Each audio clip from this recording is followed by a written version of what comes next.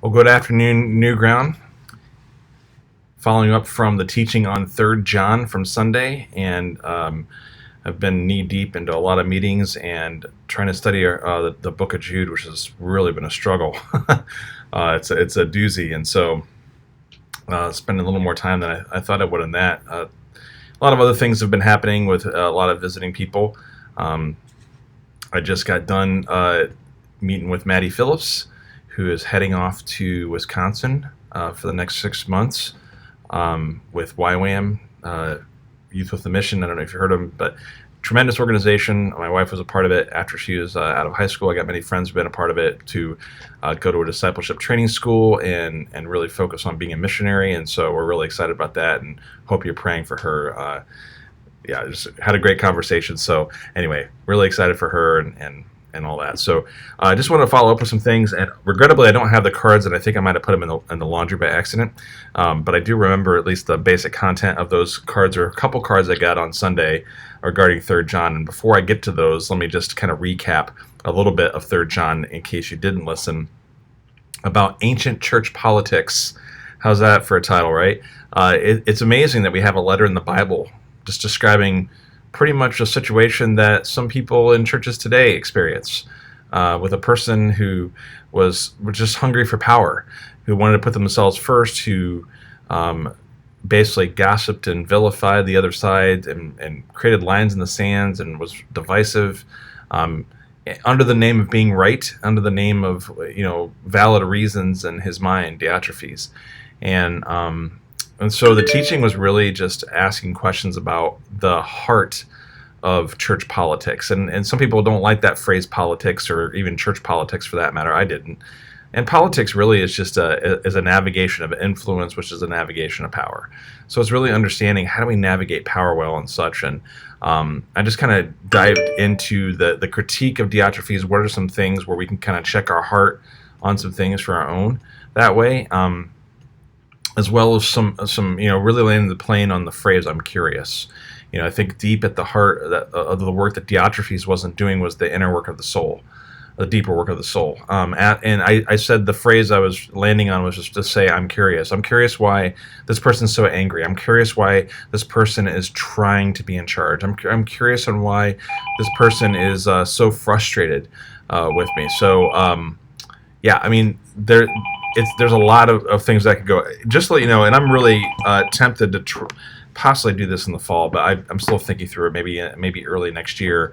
There's a great book by Pete Scazzaro. He's been very significant in my life, called Emotionally Healthy Spirituality. Our staff is walking through it right now. It's an incredible book. I've read it a couple times. Well, at least the church version of this. That was the earlier version of this, but this is kind of the more accessible version for everybody else. But is that some of that work has been significant for me, especially that came out in the sermon on Sunday, as well as some works by Chuck DeGroat, who I mentioned, one of my mentors. He has a couple books that I'd highly recommend. One is Wholeheartedness. That's one that just came out like about 3 or 4 years ago. Incredible book, Wholeheartedness. I've recommended it before. And then another book that was helpful, where I got some of the stuff from, was The Toughest People to Love. I think I have that book beside. Yeah, I do have it right here.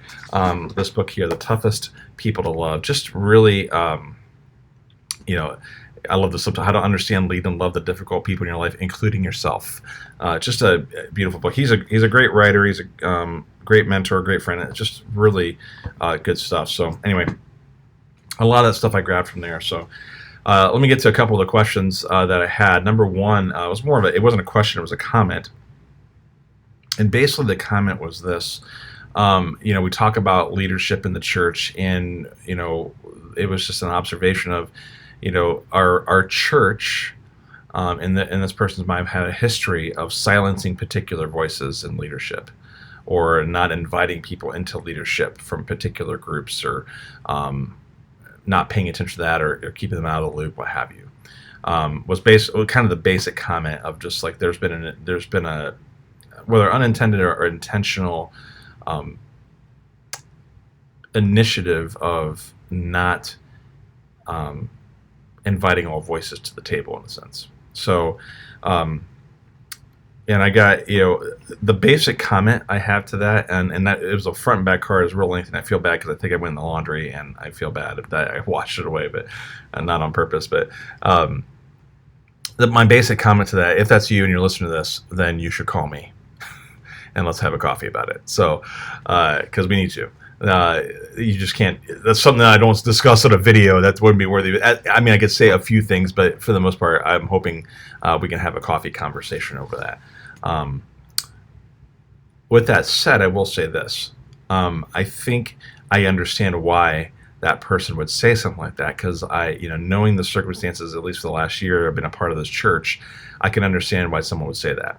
And one of the things that's interesting right now, as we are preparing to organize as an official church, one of the things that happens in that process is we establish how our leadership is determined, and that process the big part of that process is our leadership is called out from the congregation, nominated from the ministry partners. So part of that process is like it's part of the understanding of calling. That when I said calling was corporate, I said this a couple of weeks ago. It is understanding that out of the congregation we say, hey, that we believe that these people are called by God to lead us in this season. And part of organization as an official church, that's the process we're doing right now.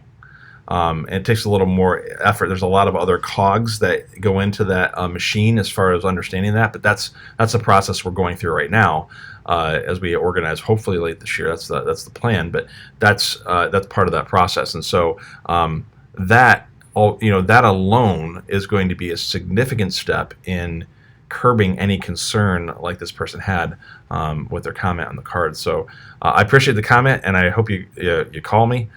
So we can talk and have some coffee and kind of talk through that, hear more of the story, because I'm kind of curious about how that works. So it's great. The other question, if I remember correctly, was about, okay, hey, this is all great for like church relationships. What do I do about work? What do I do about in the workplace when other people don't operate under the same pretenses of a church community and this general idea of understanding power and how to navigate that and being curious? How do I do that at work? I don't think it's very difficult as far as the concept. I mean, and the practice of it's difficult because that it requires you to be more vulnerable. It requires you to dive deeper into relationship in people's lives. It sounds like a particular strategy we've been promoting in the last year, or last few months, right? It's interesting. So when I have conversations with people, and I think I'm a pastor, so I'm sure it's a little easier for me because I naturally bend this way. But really, I didn't do this hardly at all, and I'm not the patron saint of it either. But it's just something I've been trying to adopt more and more. Is asking that question. I'm curious. I say I'm curious. Hey, tell me more about that. In fact, someone called me last night to talk to me about they've been going through some horrendous health issues. A friend of mine in the Dart League, horrendous issues, just really, really. I mean, like life-threatening stuff, and it just seems like it never gets a break, and it's happened. And just ask the question like, why I keep having these challenges? What do I do? And I said, well, first of all, I'm not going to respond to you in a minute over the phone on that question because there's a lot deeper to that. I said we need to have a drink, we need to have a coffee or something just to get together, and I want to hear more of that story. I'm curious on more of what's happening with you and on all that. It's as simple as that. I mean, it doesn't mean that it's easy, but as far as the conversation is concerned, it's asking the question, do you actually care really, right?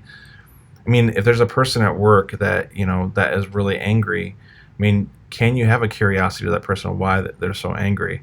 I mean, can you ask questions? Can you serve in such a way that is going to shatter the bitterness?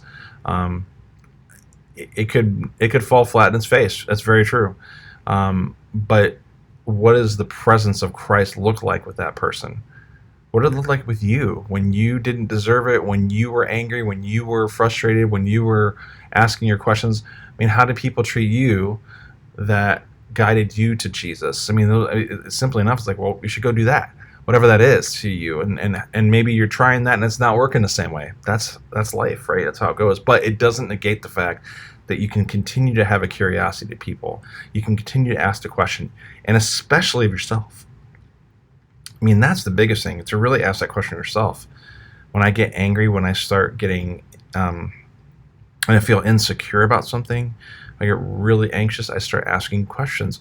I'm curious on why I'm so upset over this. Why am I getting so bent out of shape? And as I started doing that deep work, I realized that, oh man, this is connected to something far deeper that I wasn't even aware of until now, until I sat back and reflected on it. In fact, that's what's so great about this book, is that it helps you walk through some of those things, all sorts of different things. So, man, I really want to do this for our church, because I think it would be very hard and very helpful in that regard. So, anyway, that said, the fact that politics will always exist in the church, it's just going to be there. It's not going to go away. And at the same time, because it's a navigation of power, and understanding how that works in a church is vital, and it's really a check your heart.